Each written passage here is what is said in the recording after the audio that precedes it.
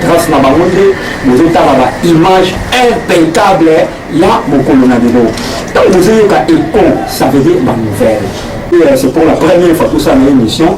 Pour légalement un parcours à Ottawa, puis il a mis les bébés, mais pour chiter. Bonjour, la fille Aïcha Ophine. Merci, bonjour, Pasteur Fouan. Voilà, l'émission internationale, il se donne pour la bande, on a le frère pour qui sont. Parce que pour qui sont, il faut nous approcher. Pasteur Aïcha, les amis pasteurs aux autres, la fierté dans la République démocratique du Congo. La République Sikoyo, tout le canon pour sauver la pays, banano, appelle Nayo, ils allaient qui comment. Est-ce qu'on a mougata et boye, on va dire que c'est un ensemble, tout ils allaient qui le dénigrer, tout c'est vraiment mon qui est pour battre la zone en absence dans le monde entier, Bayeba. Merci, Pasteur Fouan. Je pense qu'à terme, nous avons dans la tombe de Calédonie, on va faire voilà. Donc, Lazare quelque part, la papa n'a pas voulu, donc j'ai jamais vu, parce que j'ai jamais vu, après j'ai gagné le Tchèque-Lombo. Donc, Nazala Panaïna m'a connu le Kolamouana, j'ai commencé à travailler là. Dans on a joué le Bawana, c'est-à-dire qu'à Rotak, on a une équipe, nous avons gagné à Dame, on avait une intercession jusqu'à ce que Zamba Banda pour faire fleurir le ministère Katinanga. Il va y avoir une équipe par le Balanga que Dieu t'a appelé. Voilà. C'était après papa n'a pas le bâtir, Dieu m'a confirmé qu'il t'a appelé, tu es une servante de Dieu, reste là, soit encadrement, soit orientation, tout le monde. C'était d'abord à travers de mon père. C'est ça. Voilà, exactement ici, vraiment toujours dans Pasteur Aïcha, Pasteur, visionnaire, il y a les vrais adorateurs. Les vrais adorateurs, vraiment, ils arrivent à l'église où vraiment, il y a parole les alliés. Prophétie les alliés, miracle les alliés, mais que moi on a débattre pendant toute l'émission. Pasteur Aïcha Ophine, on sait qu'il combien de temps dans l'église pour apporter Diami dans zone d'habitation directe à mon appel nayo. En tout cas, la zone bâton est belée. C'était pas facile dans mon tour la apporter Diami. Parce que maintenant on est dictateur, je l'ai dit même jusqu'aujourd'hui, parce que nous sommes tous bâtons et on s'exprimer quand nous montons dans le bâton, nous sommes une intercession, le bâton de nous, nous sommes pas tous les deux, autant on va voter, on va la question autour de la théo, on va au même cas. Tu n'es pas né, tu es trop kénéka. Nous sommes dans le Kanatongo, à l'obi, au Bandakoto, na matina, et quelques années plus tard, on peut s'en département, maman, toujours. Là, nous continuons à tout et deux autres qui sont à Abolo. Vraiment, j'ai fait beaucoup de temps. Il y a beaucoup de temps plus tôt. Dans ma colonae, à Oumeli. Et là, qui dans la mine, la tombe de Texas, on a eu aux Amoussades. Donc, à Oumeli, dans le local en colonae, ce qui est là, moi, personnellement, je vais se considérer le rôle à Moussa Lianza. Ok. Je vais se considérer le rôle à moi. Je me souviens de la bataille parce que dans mon état, on va nous sauver ma femme. Oui. Nous sommes ma femme. Pour moi, nous sommes un bon dia. Nous sommes un monté na tombe. Est-ce que vous avez nous avons droit à la carte héritage na yo. Abi en bon abi. Donc, on tient à ban au biologique. Faut tient à pombo nanga. On a na droit à la carte héritage na yo. Abi en bon abi. Donc, on tient à ban au biologique. Faut tient à pombo nanga. On a na droit parce que ngai na yo que yonde mutombo tanga biologiquement. Voilà. Donc, c'est ça dans la séquence directe dans le rôle la fille biologique. Et ensuite, il m'a dit qu'il va flairer par rapport à l'obéissance, par rapport à la position envers papa. Voilà, la deuxième émission où n'a pas de nuance, il y a des vrais adorateurs. La deuxième émission où n'a pas de nuance, il y a des rochers salis, pasteur, peut-être là, la petite montre de la sœur Sarah Bouanga. Voilà, pasteur Aïcha, vraiment, vous avez répondu à la question qui toko. Est-ce que vous se souvenir, ils avaient qu'il y a un ennemi au bah, puis ça dit le ministère, aussi de notre ministère, c'était quelle année? En tout cas, dans l'année où papa a été le Bananga, c'est-à-dire il a déjà été confirmé, lui. Voilà. Mais pas moi. Ok. Mais quand on nous a dit que le Bananga a été confirmé, c'était dans le 2003, le Seigneur a fait dans la chambre. Voilà. Mais voilà, j'avais qu'à suivre pour la papa. Voilà. mais en 2003 là déjà nous avons au temps ce département à maman. Ok. Et puis comme présidente de femme dans les temps là tous qui na Christa l'œuvre avant tout comme à Rocher Sali. Ok. Dans autant de département à maman et puis nous avons le rôle chargé de mission à papa nangai parce que abane ko pimisanga la matière banda. Voilà. Donc déjà dit que ba ko be ngai que l'autre ya boye singa yo ndo ke côté. Na katanda ko tous qui na équipe ya défense, nous avons qui s'occuper na chargé à il y a l'équipe de la maman, voilà. Mais aussi quelque part, nous avons le rôle à charger de mission, donc c'est le rôle le bon moment qu'on a utilisé. Voilà. Donc je me souviens en 2003, 2004, 2005, nous avons été à Salara qui est un partisan à Ngiringi, na Bumbu, na Makala, na Selemba, on va partir en 2003, 2004, 2005, na théâtre, mais c'était sous l'ordre de mon père. Ok. Voilà. Ok. Voilà, et ici, maman, tu as toujours na pasteur Aïcha Ofili, maman ya bana bébé. Ana bana, tale bébé na simana yi, ba papa, ba maman, ba mibande. Awa nzamba pesier, combien na lemba na combien monsieur za awa. Apprécier vraiment pour le moment la lemba c'est pasteur Aïcha Ofili. Pour les amis polémiques parce que il co international, rien que la vérité. Donc tous amis on a qu'à prendre la vérité. Pasteur Aïcha Ofili. Et ça m'a deux critères à apôtre Idi Amin, trois ans papa moi ya mobile. Bon, yo bidé, on se papier dans la mais solité, soli papa nanga, ala ba critère existé que ngana bidé, na ebi 9 et demi. Mais ce qu'on a cité là, ni balé. Il y a une chose, c'est un homme plein d'amour. Ok. On a des critères à beaucoup. Mais je le bango pourquoi? Parce que dans mon avis, ce que pour la makolonaïe, tu vois, pendant l'année la salle de makolonaïe, na âge dans la salle n'a passé l'année belé dans makolonaïe. Voilà. Mais dans mon avis, que ça la différence c'est entre bisoba na mobile ou na bandikonaïe. Ok. Donc tous ceux qui égaux na bandikonaïe, balé qui naïe au bazaki balé qui pour na bazaki balé qui pour nanga. Amen. Biso nyon sur la carte église à où ça biso nengi moko.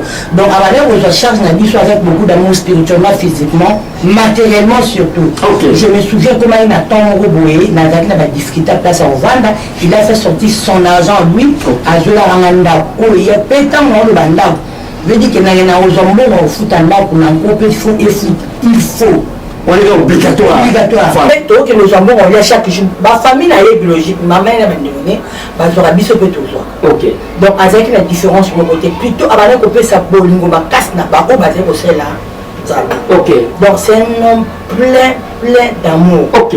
Mais en dehors il y a amour, c'est un homme de caractère. Ok. Un homme de discipline. Par rapport à Ebelo na Ebi na Lobina Wana. Voilà, le temps on le déjà moto aza moto atondi sama na bolingo le déjà nyonso. On le déjà ba misusu o yo le wana te isa déjà na katwana. Pasteur Ofili. Nous avons appelé si yo to ke na komina lemba. Parce que na lemba le kombo na yo izoloba na fort. Bato so on le baki osimbiki ici. Bato so on le baki ils ont parce que nous avons utilisé puissamment. Avant de répondre à la question, on a tout eu balancer une image. Service à délivrance au Sala. Avant de répondre à la question, on a une petite pause pour l'image au bon tout son. Alléluia.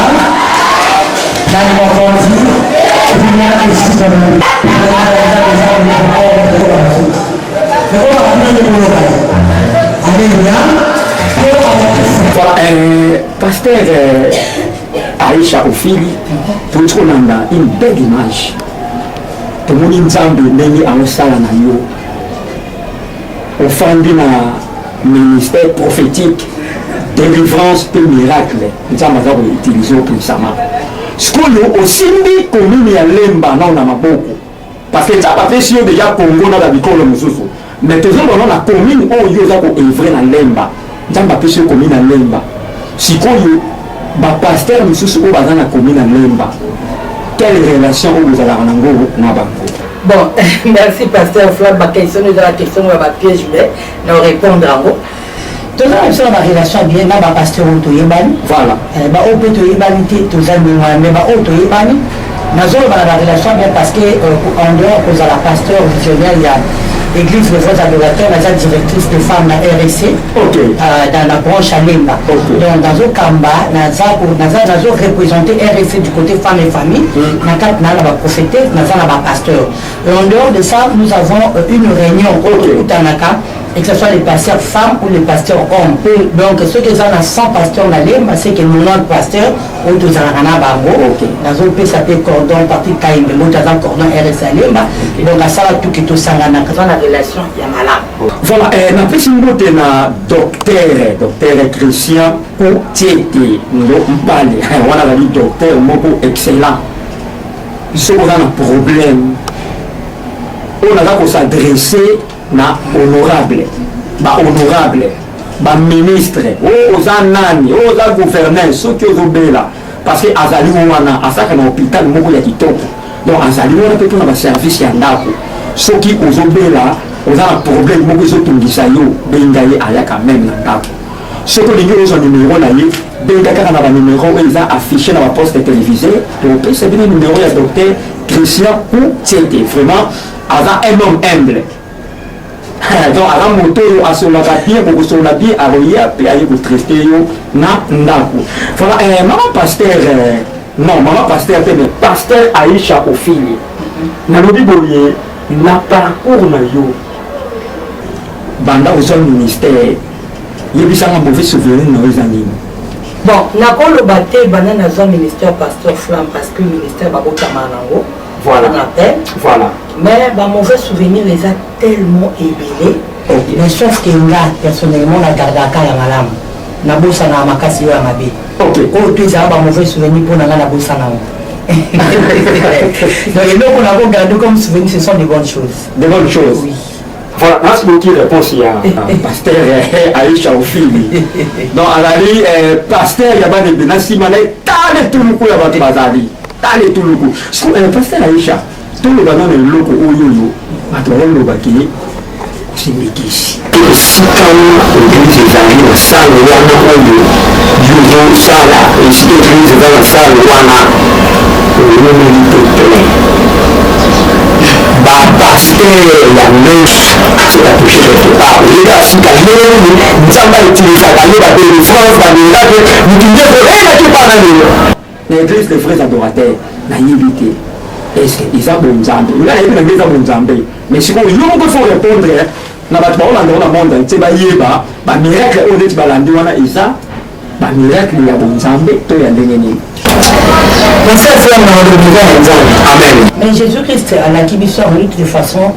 Nous sommes en train de faire la continuité de l'œuvre que Jésus-Christ a laissée. Donc ça, la marambo est soit atika qui t'a moisson mata à l'obispo et ton dimé tout ça la pour les cahiers. Ça veut dire que nous avons nakata bonzambe et jusqu'ici nous avons boyo kalmo malam nanzambe. Na fuka melibalité, na PCP visité.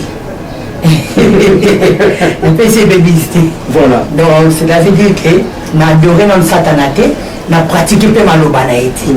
Na za pur na Yesu Masia et avec Jésus. Dimanche l'équipe na église les vrais adorateurs ici dans nos Kamba. À ta lobby l'équipe dimanche où il y avait l'équipe, moi-même j'étais présent la kilt.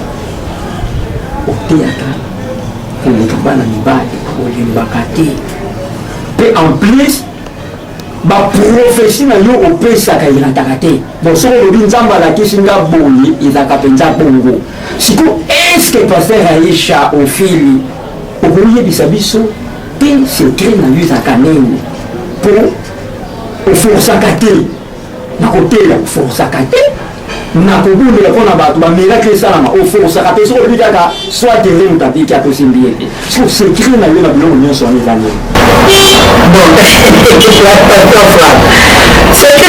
secret na moi makasi eza communication na Saint-Esprit parce que na mito yesu masi alobakelaoterakinatenatikimo akoopamba te tant consolateur aoya ye nde moto akolakisa bino makamebele e mpo tozwa mpena kokonza likolo mpenza tozwa biloko eutanga lola esenga connexion na Saint-Esprit nasambelaka mingi namitikaka Saint-Esprit emporte nga parce que likambo ya miracle ezaka ya Saint-Esprit et puis moyen na force eza te parce que ndenge nzambe abenganga abengana na ministère ya défense te ekokamwisa bato yango nde pene ekamwisa bato nga nabengama na ministère ya défense te nabengama na ministère ya adoration nzambe alobelanga na apocalypse 22 abi na nga namema bato bangumbamela motu te bangumbamela ye sikoyo ntango nabandi kosalela nzambe ntango nalonge na communauté epai ya papa sous l'ordre ya nzambe mpe nzambe asolaki na papa po atikanga na kinde alors ntango naye kobanda les vrais adorateurs nzambe alobi kokoma te ministère ya délivrance koma kaka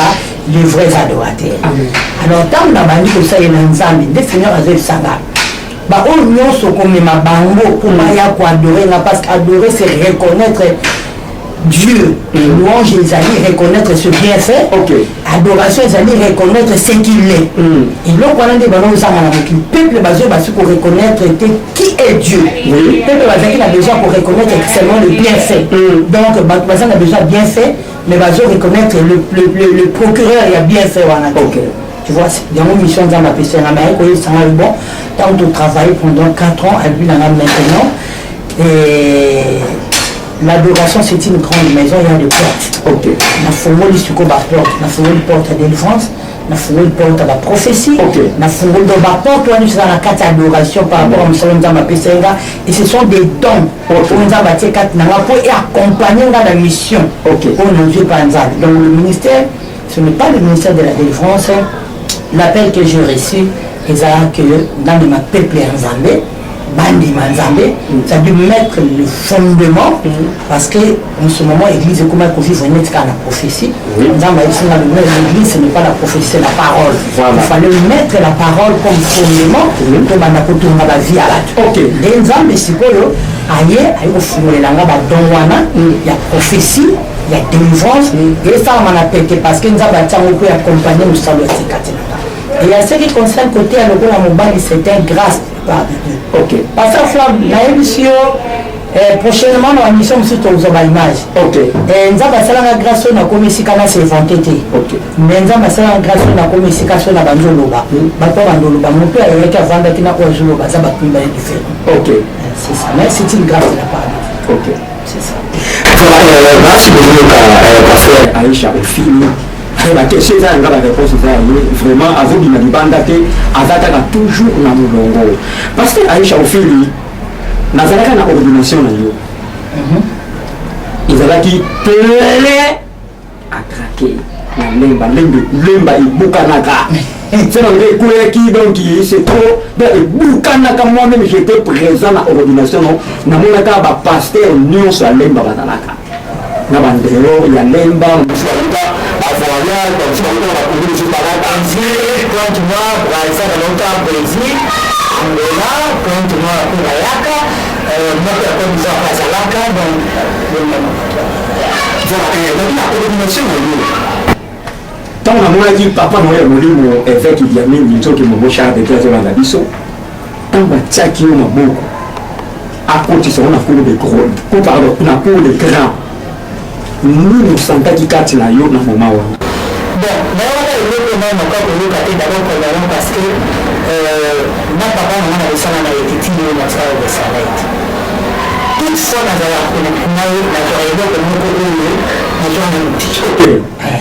donc chaque rencontre n'a centré un plus dans le ministère.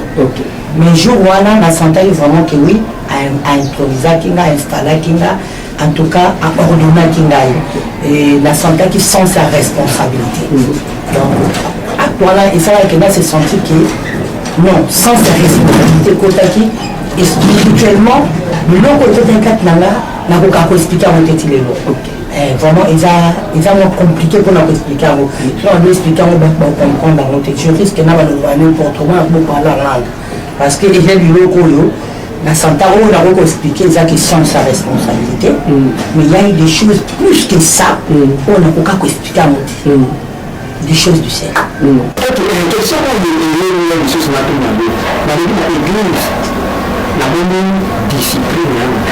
par rapport à l'église, nous sommes au Kenya. Nous avons l'église, les vrais adorateurs de l'église, nous avons appelé ça le Kamba. Nous avons une discipline beaucoup terrible. eza kaka mpo oyo ozoka na classe oza koexerce yango ou bien ezalaka déjà kati na yo olingaka desordre te okoma. Bon, on donne que ce qu'on a terme de la discipline par rapport à ce qu'on a outil,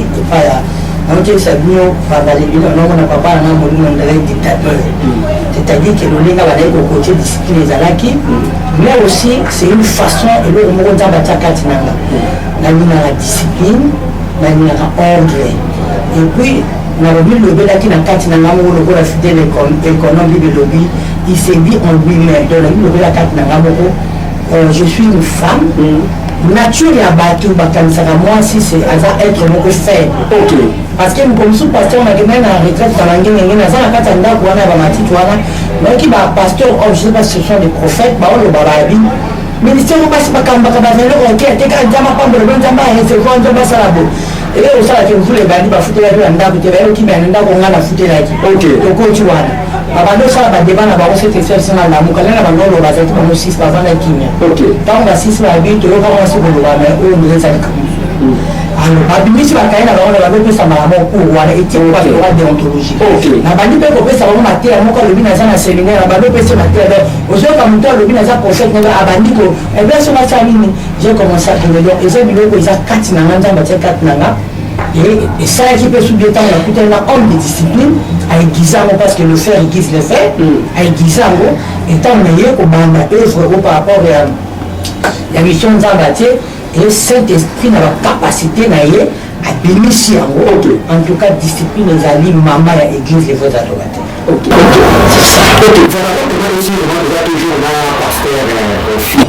napesi mbote na bana ya bevrais adorateur émission moko kitoko bolanda yango toza toujours na pasteur Aïcha Ofili. Pasteur Aïcha Ofili na mitango ozofanda ozomona lelo évangile bato bazotambusa ngo na ndenge ya mabe so kati na yo etangi yo olingaka discipline olingaka ordre osantana nini kati na mawa nasantaka kaka mawa te me parfois nalelaka parce que c'est comme la tombe où on a eu Sanzambe Nabi Seigneur.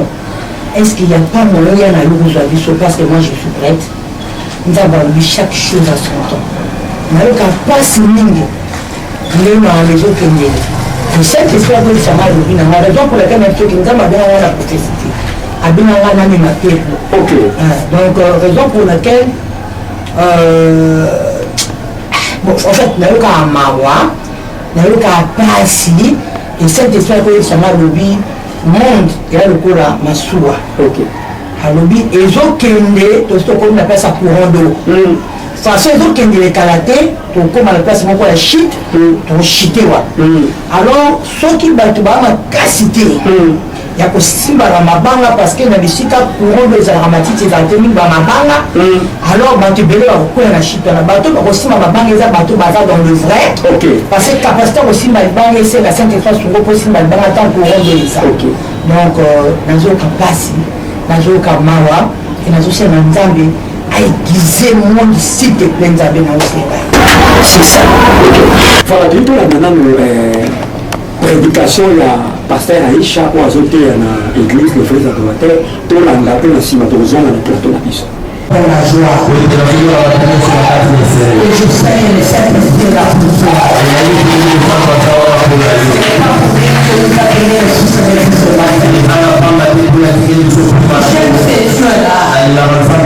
je me regarde, je n'ai rien de spécial. Mais pourquoi il doit me connaître? Mais pourquoi il doit m'appeler? Il y a d'autres personnes qui ont beaucoup d'argent. Mais moi je n'ai rien. Il m'a appelé. Il m'a appelé. Qu'est-ce qu'il a trouvé dans moi? Qu'est-ce que j'ai de l'importance pour moi? Vous voulez plus le dans Genèse chapitre 11? On va lire les 1 à 9. On va lire la première verset qui est la lèvre. J'ai dit au nom de Jésus-Christ là. Toute la terre avait fait le lin et le lait des mots. Comme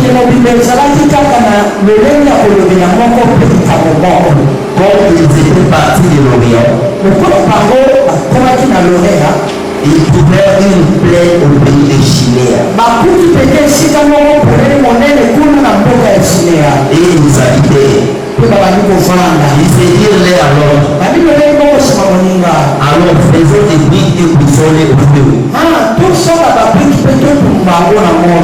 Et la brique les servit de pierre. Et le victime les servit de ciment. Il dit encore, alors bâtissons une vie. Et une tour dont le soleil touche le ciel. Et faisons-nous un nom, afin que nous ne soyons pas dispersés sur la face de toute la terre. L'Éternel descendit pour voir la vie. Et la tour qui bâtissait le fils des hommes. L'Éternel dit, voici ils forment un seul peuple. Et ont tous une même langue. Et c'est là ce qu'ils ont entrepris. Maintenant, rien ne les empêcherait de faire plus. Alors, descendons et la confondons les langues. En fait, ils n'entendent plus la langue. Les uns les autres. Et l'Éternel les dispersa loin de la surface du peuple. Et ils cessèrent de bâtir la ville.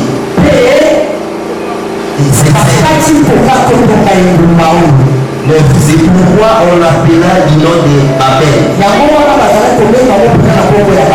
Car c'est là que l'Éternel confondit leur langage. De toute la terre. Et c'est là que l'Éternel les dispersa sur la face de toute la terre. Alléluia.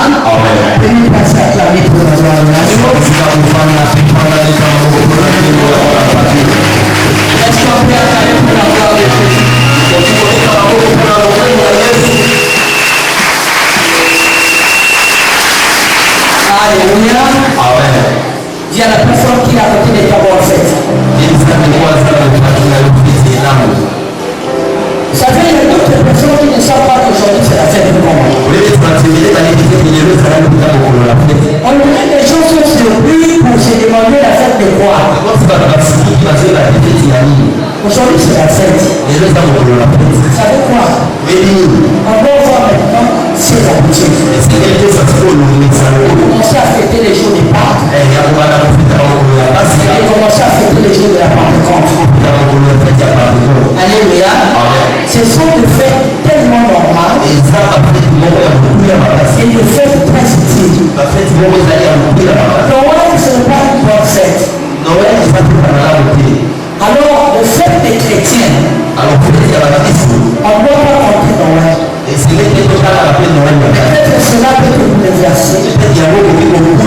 Parce que Jésus-Christ n'est pas né le 25 décembre. Jésus-Christ est quand il le reçoit comme Seigneur et Sauveur, le baptême. Il y aura un jour qu'on va parler sur la fête de Noël. Aujourd'hui, on parle pour la Pentecôte. Le fête des 50. Le fête des 50. La Pentecôte veut dire fête des 50. Alléluia.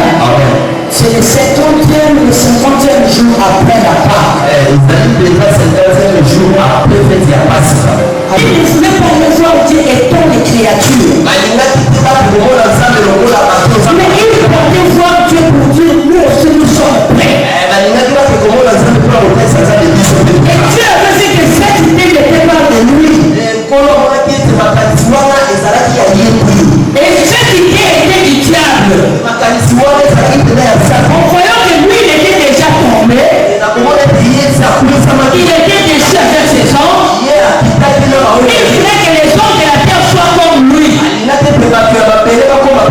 Satan voulait créer une empire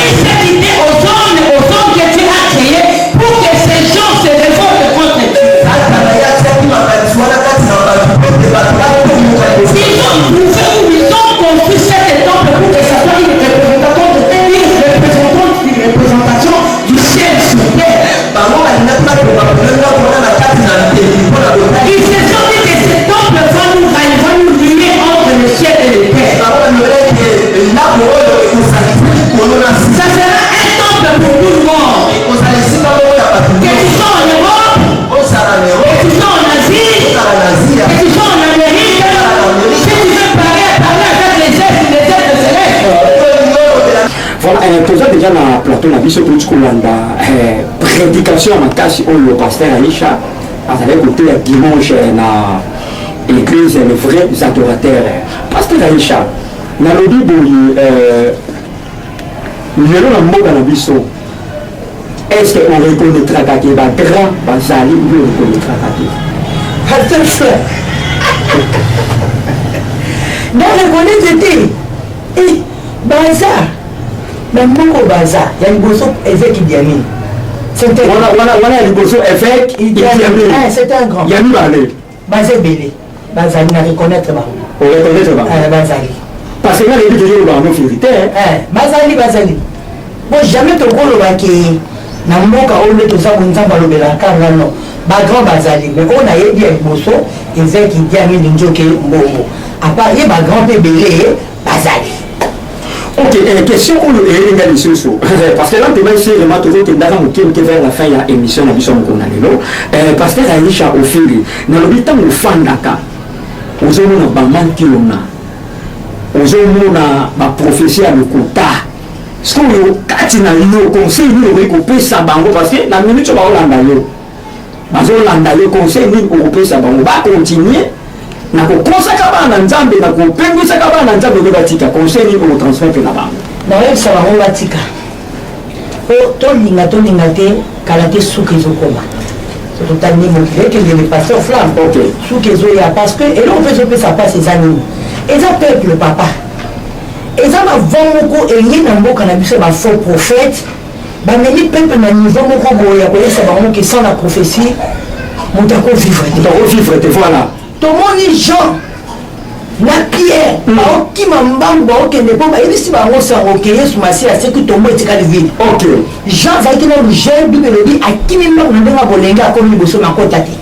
Pierre azalaki mokolo aye na makolo jusqu'à ce que Pierre akomi na koti Jean asali na koti. Pierre azo représenter fondement, fondation la parole. Jean azo représenter prophétie. C'est d'abord prophétie koko ya mbangu mais il faut ezala fondement ya parole. Ok. Mais ceux qui ont la prophétie vraiment que on a wana eza bateau babengani te. Parce que ya na bateau ko Yesu abenga bango bisi Pierre abitika ko péché souté. Donc comme ce pécheur donc. Amen. Ya na bateau yo ba mona pe bongo ba ya Yesu aboya bango. Amen. Ba bito olando sa beta bango bala lobi na sika olala te bakini. Nde bato bongo ba ya ki bango moko Yesu a escorté pesa bango to babenga ba saleté faut ba créer. On les a première position, deuxième position ça manque à patience. OK. Mais nous avons besoin de passer flamme. Au moins il y a le bateau dans la Syrie qui c'est. Bateau envier l'église des frères adorateurs. Pour tout le musique. So elle va mbonge to lekela. So elle va passer on a comme la bateau tout autour là. Mais il faut que ça on a bateau bazaki na les bateau bandima qui sera to sali moye. OK. Parfois pour les gens mbongo à kofuta. Parfois pour la yona no la tano ya moke ni. Donc on a souffert pour le lot to vana patience wana.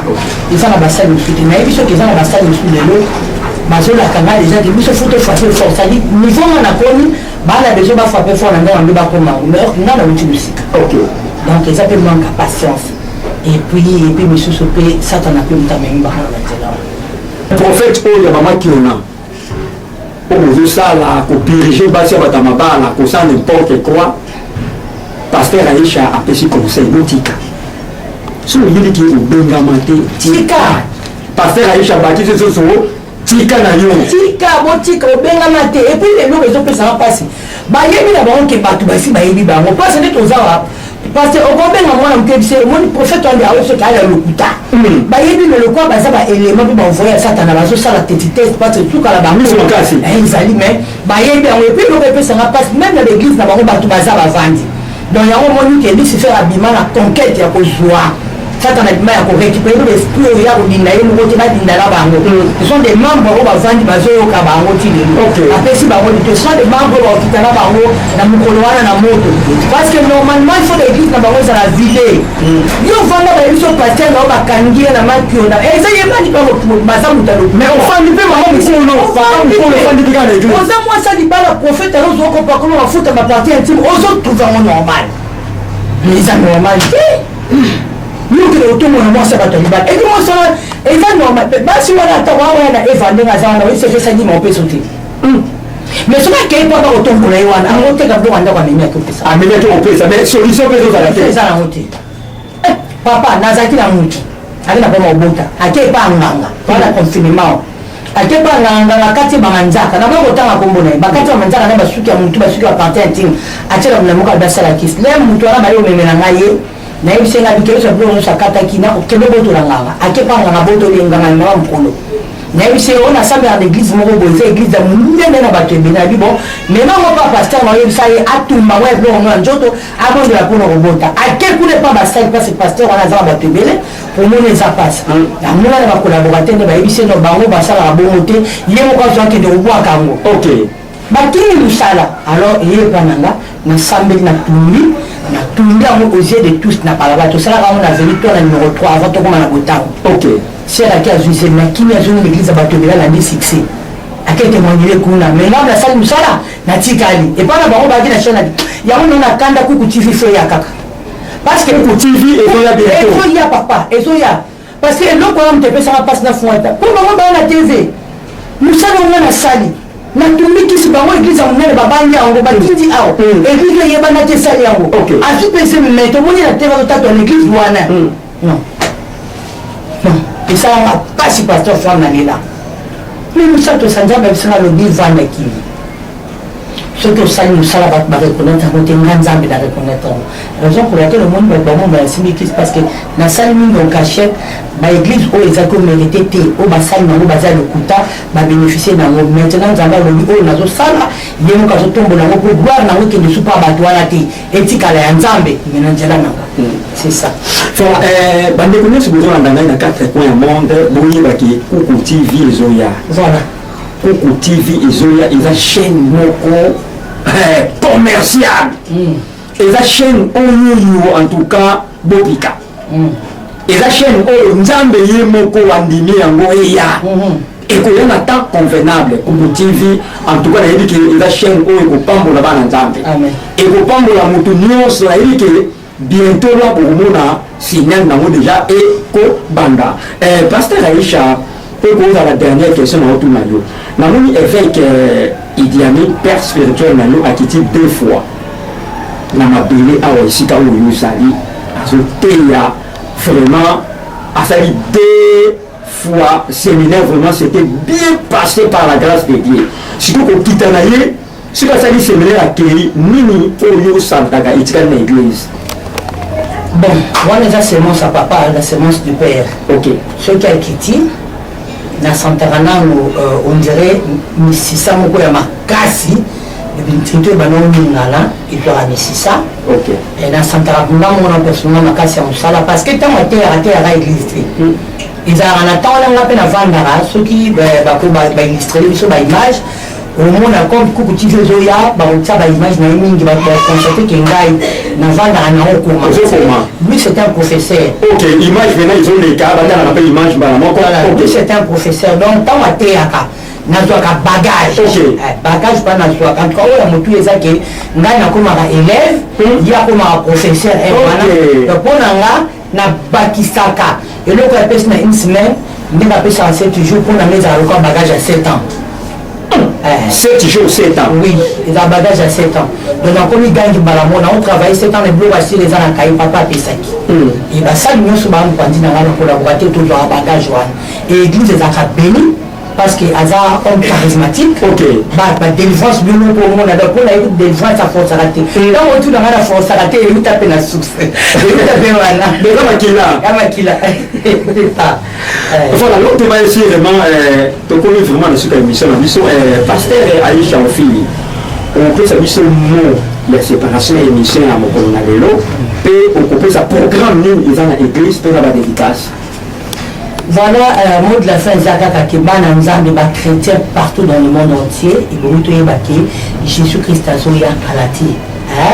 J'ai Bible Zoya Soke, eza malamu kombo na biso ekombama na livre de souvenir na likolo parce que mokolo yesu akoya bato bakoza na facilité ya kopumbuka bango moko na première venue na ye eza bato bakombo na bango esi ekomama alors mpo bakombo ekomama il faut sikoyo nde tobanda kosala malamu kokende bikendakenda te bisika to bazoganga yesu aza isepeke aza te vande esika parole eza parce que parole nde eza subasema na biso pour préparer biso na arrivée à Jésus-Christ. Et ensuite la béni bino boya na les vrais adorateurs. Mutako sabino te awa tant eza nzamba telemisi ndenga. OK. Nzamba te message ndena kati nanga. OK. Donc yaka l'église des vrais adorateurs ba délivrance eza authentique. Délivrance eza reconstaté parce que tant on le la délivrance to le la te ngana lo ba no za délivré yo moko yebiko za délivré te. Yo de tant ngana bondelion to yo yebisanga ke mama délivrance salami ya solo passe au moment un changement makameza aussi mbate aussi. Amen. Délivrance eza la lemba yaka na venir botan au numéro 24 nous on a ex salle semaine maele. Ma programme est fait à culte de ça chaque mardi, jeudi, de 16h à 19h. Nous allons avoir pour la culte enseignement pour la délivrance. Mercredi, plutôt vendredi, Nayambaka. Tokomi pour vendredi parce que des papas, ma maman et lui, espace Namango.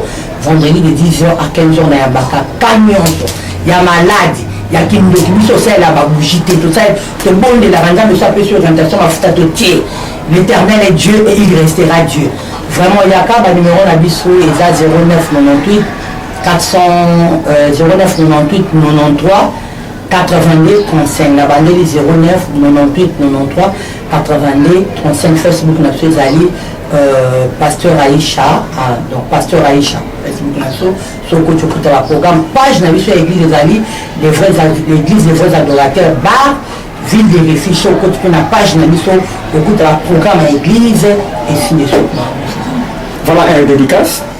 Bon, on peut ça vraiment monter dans l'ail et pas il y a docteur Christian Coutiété, vraiment un homme de paix, un cadeau de la part de l'Éternel, papa, Mobali Nanga. Tout à la Billy Oum, la paix beauté dans mon père spirituel, toujours apôtre Diami, Dieu qui mon beau char dédié, la paix beauté dans évangéliste international, Ange Mwamba l'ambassadeur à Paris, la paix beauté dans héritier Kassongo, la paix beauté dans tonton Makwata.